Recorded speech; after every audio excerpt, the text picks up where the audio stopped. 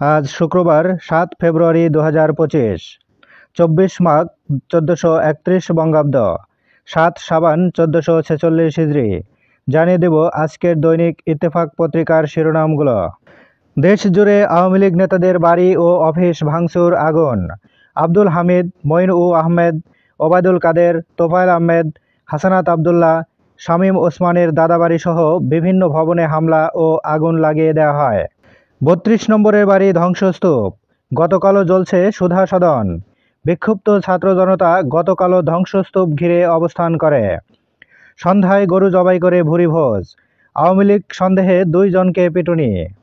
আয়নাঘর পরিদর্শনে যাবেন প্রধান উপদেষ্টা, ইসির অধীনেই থাকবে এনআইডি। ধানমন্ডি ৩২ নম্বর বাড়িতে ভাঙচুর, আগুন। এটা অনভিপ্রেত শেখ হাসিনার সহিংস আচরণের প্রতিক্রিয়া, অন্তর্বর্তী সরকারের বিবৃতি। ভাঙার প্রকল্প থেকে সরে গড়ার প্রকল্প হাতে নেওয়া উচিত, মাহফুজ আলম। উস্কানিদাতাদের বিচারের আহ্বান ফিরোজ আহমেদের। দিল্লিতে বসে শেখ হাসিনার বক্তব্য, ভারতীয় দূতকে ডেকে প্রতিবাদ ঢাকার।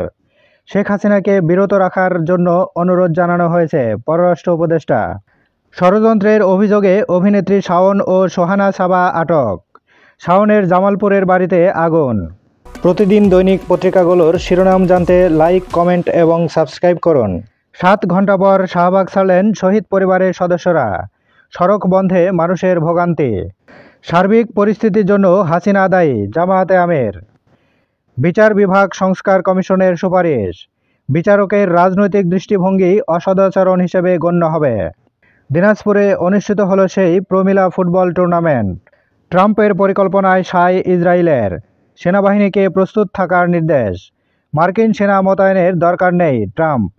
ধানমন্ডির ৩২ নম্বরের বাড়ি ধ্বংস করার তীব্র নিন্দা জানালো ভারত।